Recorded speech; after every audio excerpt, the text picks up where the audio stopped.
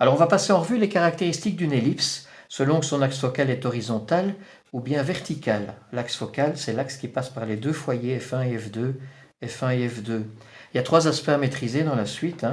Il va falloir pouvoir gérer le graphe d'une ellipse et passer du graphe à son équation, de l'équation au graphe, ou bien pouvoir gérer toutes ces caractéristiques, déduire les caractéristiques à partir du graphe ou de l'équation, ou bien à partir des caractéristiques produire l'équation ou bien l'allure du graphe. Dans les deux cas, pour que ce soit bien clair, le centre de l'ellipse, c'est aussi l'origine du repère, et l'axe focal est bien un des deux axes du repère, soit l'axe des x, soit l'axe des y. Au niveau de l'équation cartésienne est la même dans les deux cas. Ce qui permet de distinguer une ellipse de l'autre, c'est le fait que lorsque l'axe focal est l'axe des x, c'est A qui est strictement plus grand que B, c'est A qui est strictement plus grand que B, et quand l'axe focal est l'axe des y, c'est le contraire, c'est petit b qui est strictement plus grand que A. Donc quand on a l'équation d'une ellipse, le dénominateur de chacun des deux termes permet, en repérant lequel des deux est le plus grand, de donner l'allure et de décider, de déduire si l'ellipse est plutôt allongée horizontalement ou bien allongée verticalement. Alors, au niveau des caractéristiques, on va les regrouper en trois catégories, toutes les constantes, les distances, les coordonnées des points caractéristiques et puis les équations cartésiennes des droites caractéristiques. Alors, au niveau des constantes, il y a trois nombres sur lesquels tout est basé, donc petit a, petit b, petit c. Donc petit a, la distance entre O et chacun des sommets, petit sur l'axe des x, l'axe focal, petit b sur l'axe non focal, et c, la distance entre O et les foyers. Et le lien qu'il y a entre C, A et B, c'est très simple à retenir. C carré, c'est un nombre qui est positif. Et donc, il faut retenir que c'est la différence entre les deux qui sont ici. Et il faut que ce soit positif. Et donc, on va systématiquement effectuer la différence entre le plus grand et le plus petit. A carré moins B carré d'un côté, B carré moins A carré de l'autre. Voilà. Petit e, l'excentricité s'exprime comme étant C sur A dans ce cas-ci, et C sur B dans ce cas-là. Ça se retient en disant, dans les deux cas, c'est C divisé par le demi-grand axe. Le demi-grand axe ici, c'est petit a, tandis que dans l'autre situation, c'est petit b. La distance focale, c'est la distance qui est entre les deux foyers.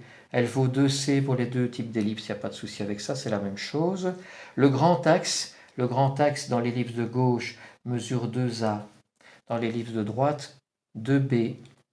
En fait, tout est basé pour chacune des deux ellipses sur le plus grand des deux entre A et B. C'est le plus grand des deux qui intervient dans tout ce qui est plus grand. Petit axe, c'est 2B ici, et le plus petit entre les deux, c'est 2A. Le centre de l'ellipse pour l'instant, c'est le point 0, 0. Les sommets, alors les sommets, on n'est pas obligé de les baptiser S1, S2, S3, S4 et de savoir où ils se situent, à gauche, à droite, en haut, en bas.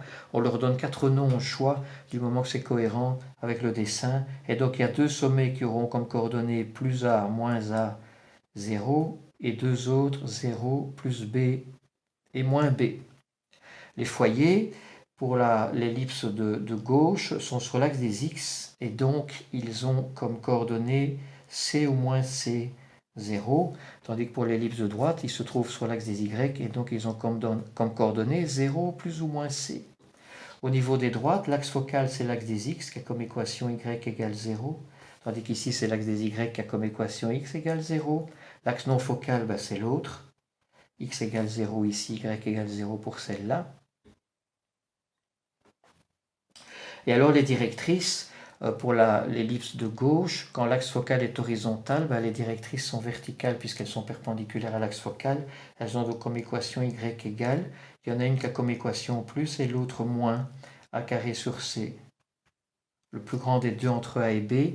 Et pour l'ellipse de droite, ce sont des droites horizontales les directrices, puisque l'axe focal est vertical, et elles ont donc comme équation y égale plus pour l'une, moins pour l'autre, b carré sur c. Je me suis trompé ici, c'est un c, voilà, je crois que je l'ai dit, mais j'ai écrit autre chose. Bien, voilà l'ensemble des choses à maîtriser, donc je le redis encore, sur base de quelques caractéristiques pour pouvoir produire l'équation et ou le graphe de l'ellipse, et dans l'autre sens la même chose. Voilà.